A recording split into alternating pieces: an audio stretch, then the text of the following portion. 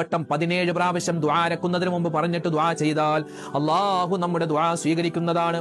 നമ്മുടെ ആവശ്യങ്ങൾ അല്ലാഹു നിറവേറ്റി തരുന്നതാണ്. കച്ചവടം, നമ്മുടെ ബിസിനസ്, നമ്മുടെ ജോലി, നമ്മുടെ മക്കളുടെ പഠനം, നമ്മുടെ മക്കളുടെ ഇന്റർവ്യൂ, ഇതിനൊക്കെ ഇറങ്ങുന്നതിന് മുമ്പ് നമ്മുടെ ഈ കൈ, വലത്തെ കൈയിന്റെ പള്ളഭാഗം, ഉൾഭാഗം നമ്മുടെ നെഞ്ചത്ത് വെച്ചിട്ട് 5 പ്രാവശ്യം ഇനി പറയാൻ പോകുന്ന ഇസ്മു പറഞ്ഞിട്ട് നമ്മൾ ഈ കാര്യത്തിലേക്ക് ഇറങ്ങിയ, കച്ചവടത്തിനാവട്ടെ, ബിസിനസ്സിനാവട്ടെ, മറ്റു ജോലിക്കാവട്ടെ, ഇന്റർവ്യൂവിനാവട്ടെ, പഠനത്തിനാവട്ടെ ഇറങ്ങിക്കഴിഞ്ഞാൽ ഈ വിരൽ വെച്ചിട്ട് അല്ലെ 5 വിരലാണ് 5 പ്രാവശ്യം പറയുക.